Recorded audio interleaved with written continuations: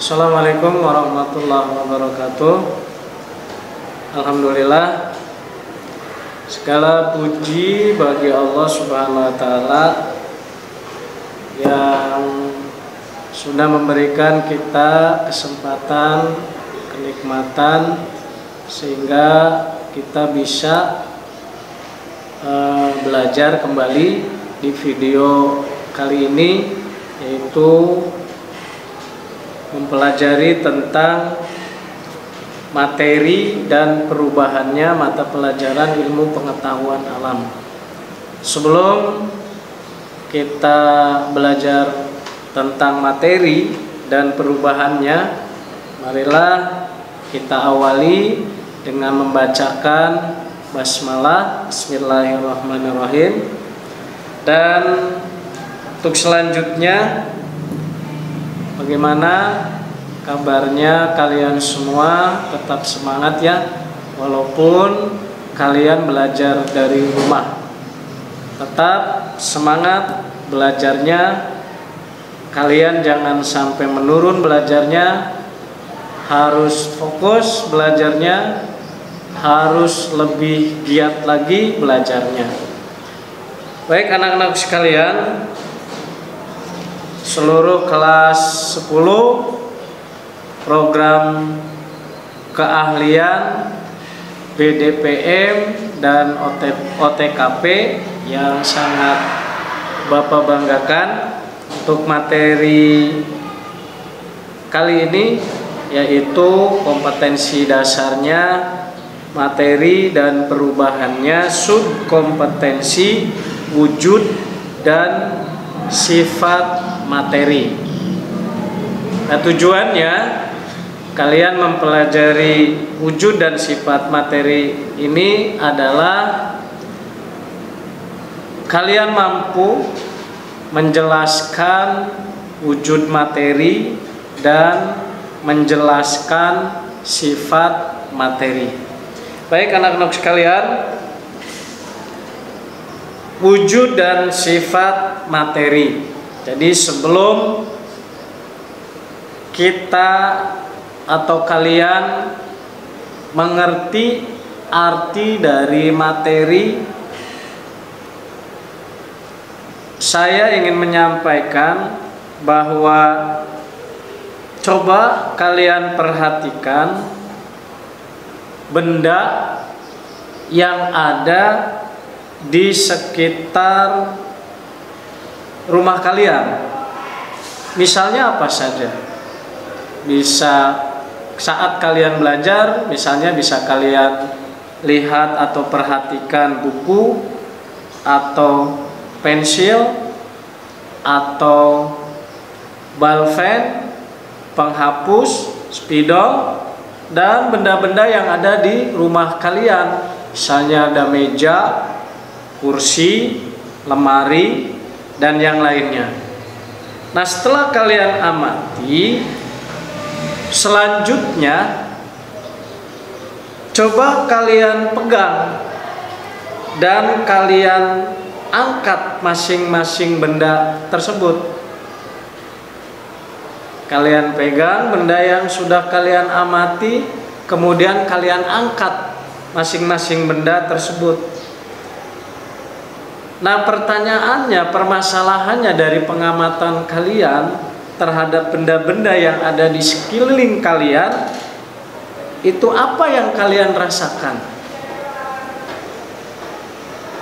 Nah, tentunya jawabannya adalah kalian akan merasa berat dari masing-masing benda.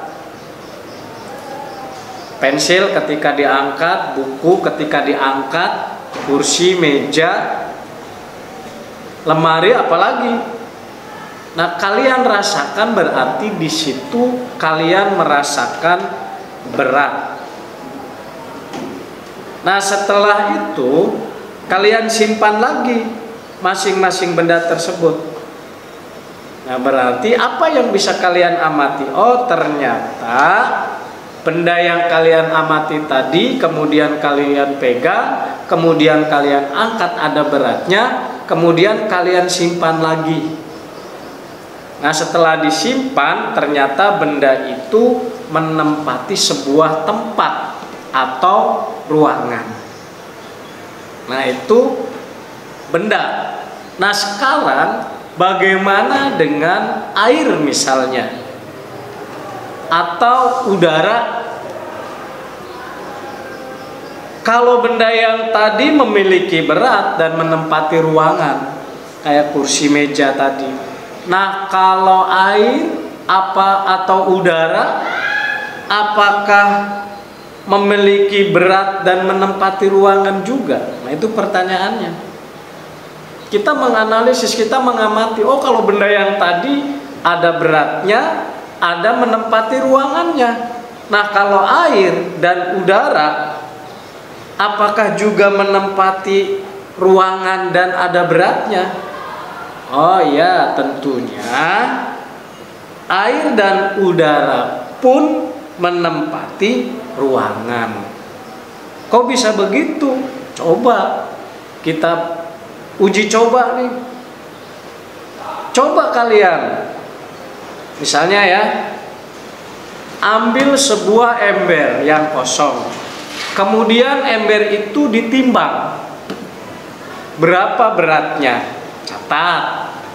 Kemudian ember itu diisi dengan air. Tapi sebelum diisi dengan air ember itu, airnya nanti ditimbang juga. Ambil ember, ditimbang berapa beratnya, kemudian diisi air, berapa beratnya. Nah, ketika ember yang kosong beratnya misalnya X, kemudian setelah diisi menjadi Y, maka nanti berat ember yang ada airnya dikurangi dengan berat ember, maka hasilnya itulah berat airnya. Oleh karena itu, maka air pun memiliki berat, ada beratnya, dan menempati tempat. Tadi kan tempatnya di ember. Nah, jadi selisih air yang diisi ke ember dijumlahkan kemudian dikurangi berat ember, maka itulah berat air. Nah, sekarang bagaimana dengan balon? Dengan udara, maaf. Sekarang bagaimana dengan udara? Apakah memiliki berat dan menempati ruangan? Ada massa dan menempati ruangannya? Nah, tentunya kita mengadakan percobaan lagi. Coba kalian ambil balon, kemudian ditiup balonnya, maka ketika balon yang ditiup itu kan masuk udara dan menempati ruangan yang ada di dalam balon tersebut. Nah, setelah itu ambil plastik, masukkan udara yang ada di balon itu ke plastik. Nah, maka balon pun sama, menempati ruangan dan memiliki massa. Nah, selanjutnya, apakah balon juga atau udara juga dan air juga bisa diraba dan dapat dirasakan atau memiliki sifat-sifat tertentu? Nah, maka tentunya air dan udara pun selain memiliki massa dan menempati ruangan. Selanjutnya, karena air dan udara pun materi, maka dapat diraba dan dapat dirasakan. Nah, misalnya, jadi selain materi itu memiliki berat atau massa dan menempati ruangan, materi juga dapat diraba, dapat dirasakan, dan memiliki sifat-sifat yang lainnya. Jadi sifat benda itu memiliki massa, kemudian menempati ruangan, kemudian dapat diraba, dapat dirasakan, dan memiliki sifat-sifat yang lainnya. Misalnya garam. Coba kalian ambil garam, kemudian garam itu kalian cicipi, maka akan ada rasa asin. Nah, bentuk asin itu adalah sifat rasa yang ada di benda atau di garam tadi. Kemudian ini merupakan benda-benda yang tadi, materi-materi yang tadi itu merupakan menunjukkan kebesaran Tuhan yang Maha Pencipta. Jadi Tuhan telah menciptakan beragam materi di alam ini. Nah, apa tujuannya Tuhan menciptakan beragam materi di alam ini? Tentunya tujuannya untuk memenuhi kebutuhan manusia. Maka kita sebagai manusia harus bersyukur kepada Tuhan yang telah menciptakan materi-materi yang amat banyak tadi. Jadi kita tidak akan bisa bersombong karena Tuhan yang menciptakan. Nah, dari percobaan tadi, dari uraian tadi, kita bisa menyimpulkan, menarik sebuah kesimpulan bahwa yang disebut dengan materi adalah segala sesuatu yang memiliki massa, menempati ruangan, dapat diraba, dapat dirasakan, dan memiliki sifat-sifat tertentu lainnya. Nah, itu definisi atau pengertian dari materi. Nah, selanjutnya anak-anak sekalian kelas 10 TKP dan BDPM yang Bapak banggakan, kita masuk ke subkompetensi yang akan kita bahas, yaitu tentang wujud dan sifat materi. Setelah kalian mengetahui apa itu materi, materi itu adalah sesuatu yang memiliki massa, menempati ruangan, dapat diraba, dapat dirasakan, dan memiliki sifat-sifat lainnya. Sekarang bagaimana wujud dan sifat dari materi?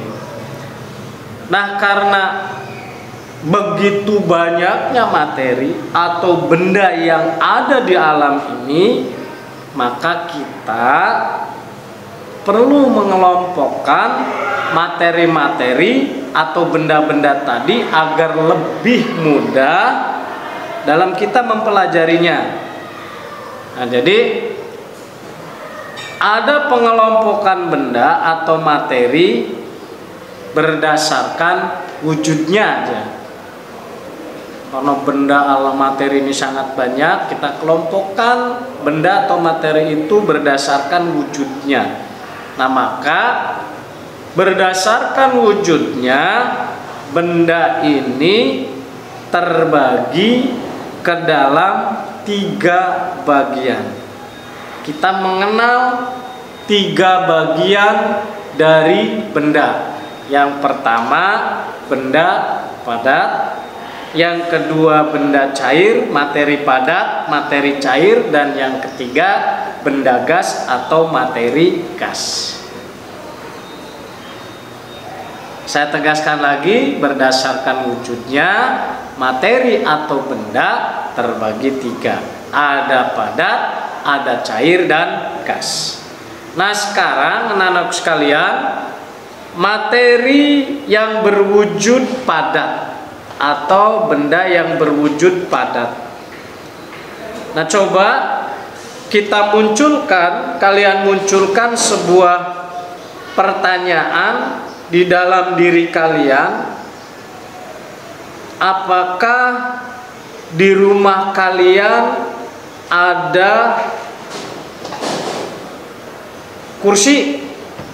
Pertanyaan yang sederhana dan pasti kalian bisa jawab. Pasti jawabannya ada.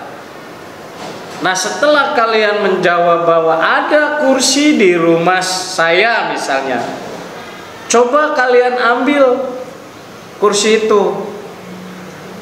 Kemudian kalian amati. Nah, sekarang bagaimana sifat dari kursi itu? Ambil kursi, kita amati, kemudian munculkan pertanyaan di dalam diri kalian. Bagaimana sifat kursi yang kalian ambil tadi? Nah, maka bisa kita simpulkan atau kita jawab pertanyaan tadi. Sifat kursi adalah kursi yang pertama nih, kursi memiliki sifat yang keras. Jelas ini bangku, misalnya ini meja, ini keras kan, kursi keras. Jadi kursi memiliki sifat yang keras. Nah, ini terbukti jika kalian coba untuk menekan dengan tangan, maka tidak akan lentur karena kursi memiliki sifat yang keras. Yang kedua, jawaban dari pertanyaan tadi, kursi memiliki bentuk dan volume yang tetap, nggak akan berubah. Nah, ini kalian buktikan jika kalian tadi ya memasukkan kursi ke dalam sebuah tempat, misalnya di kardus, ya, kardus tempat kursinya. Nah, setelah dimasukkan, oh ternyata bentuk dan volume kursinya tidak berubah. Gak mungkin jadi lentur atau jadi lembek kan gitu. Selanjutnya, yang ketiga, selain bersifat keras dan memiliki bentuk serta volume yang tetap, kursi tadi atau benda padat juga memiliki sifat dapat ditarik dan dapat diregangkan. Nah, misalnya nih, kalian yang laki-laki kelas 10 TKP atau kelas 10 BDPM, nih kalau yang punya teman laki-laki kemudian punya gitar, kemudian memasang senar. Nah, senar itu kan benda padat. Nah, senar itu bisa diregangkan. Nah, berarti selain dua sifat yang tadi, memiliki sifat yang keras, memiliki bentuk dan volume yang tetap, benda padat juga dapat ditarik dan dapat diregangkan. Nah, itu yang pertama, materi dan sifat materi berwujud padat atau materi benda padat. Yang kedua, materi yang berwujud cair atau benda cair. Nah, benda cair pun sama seperti halnya benda padat. Materi cair pun sama seperti halnya materi padat, ini sangat banyak. Misalnya air, bensin, sirup, banyak, ada saus dan sebagainya. Nah, karena banyaknya, maka benda-benda yang cair tadi itu memiliki sifat-sifat. Yang pertama, memiliki volume tetap, tetapi bentuknya dapat berubah-ubah sesuai dengan tempatnya. Contoh, ketika kalian menuangkan air dari botol nih, dari botol air dituangkan ke dalam gelas, maka bentuk air akan berubah dari bentuk botol menjadi bentuk gelas. Namun volumenya tetap, maka sifat air volumenya tetap, bentuknya dapat berubah sesuai dengan tempatnya. Yang kedua, sifat materi berwujud cair adalah memiliki sifat dapat berdifusi. Nah, ini dapat dibuktikan dengan memasukkan satu tetes tinta ke dalam air yang tidak berwarna di gelas. Setelah itu diteteskan, tinta itu akan berdifusi atau menyebar ke seluruh bagian air. Itu sifat materi yang kedua dari materi berwujud cair. Yang selanjutnya materi berwujud gas. Udara yang ada di sekitar kita itu merupakan contoh dari materi berwujud gas.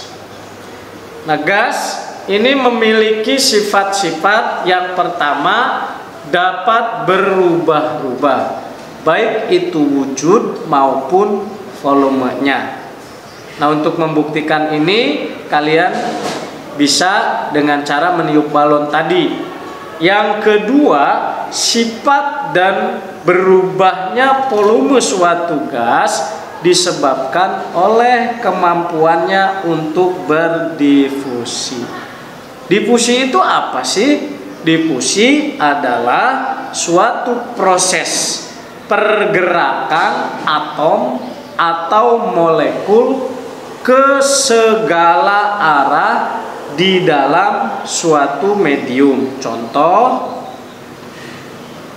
dari proses difusi, misalnya ketika kalian menyemprotkan minyak wangi, maka ketika minyak wangi disemprotkan, maka harumnya minyak wangi akan tercium oleh kita dan oleh orang lain yang ada di sekitar kita. Yang ketiga, gas dapat ditampakkan. Nah, ini bisa kalian buktikan dengan menekan gas di dalam satu piston yang ujungnya ditutup, ditekan. Nah, anak-anak sekalian, selain dari sifat-sifat yang tadi, materi juga yang padat, cair dan gas juga memiliki sifat intensif dan sifat ekstensif. Apa sifat intensif? Sifat intensif ini adalah sifat yang tidak tergantung pada jumlah dan ukuran materi. Misalnya warna, bau, rasa, bentuk wujud, titik didih, titik leleh, kalor jenisnya dan sebagainya. Dan sifat ekstensif. Sifat ekstensif ini adalah sifat yang bergantung pada jumlah dan ukuran, misalnya massa jenis, massa, volume dan sebagainya. Nah, selain dari sifat intensif dan sifat ekstensif, juga ada sifat fisis dan sifat kimia. Sifat fisis itu adalah sifat yang dapat diamati langsung oleh alat indera, dan sifat kimia itu adalah sifat yang dapat diamati setelah terjadi sebuah perubahan. Anak-anakku, itu saja yang bisa saya sampaikan dalam video kali ini. Selanjutnya, jadi kesimpulannya, yang pertama bahwa benda atau materi itu adalah sesuatu yang memiliki massa, menempati ruangan, dapat diraba, dapat dirasakan, dan memiliki sifat-sifat tertentu. Yang kedua, karena benda dan materi ini banyak, maka terbagi tiga: benda padat, benda cair, dan gas. Itu saja yang bisa saya sampaikan. Sebelum saya tutup, satu pertanyaan buat kalian. Seperti biasa, nanti dikerjakan. Setelah selesai nanti bisa kalian kirim ke WA dan alamat email. Pertanyaannya, apakah perbedaan sifat dari masing-masing wujud materi? Saya ulang, apakah perbedaan sifat dari masing-masing wujud materi? Nah, itu pertanyaan, silakan kalian jawab. Dan sebelum kita tutup, ya, sampai ketemu kembali kepada kalian semua kelas 10 TKP dan 10 BDPM yang Bapak banggakan di video berikutnya. Nah, sebelum kita tutup, mari kita mengucapkan hamdalah. Alhamdulillahirabbil alamin. Akhirul kalam, terima kasih atas perhatiannya. Wassalamualaikum warahmatullahi wabarakatuh.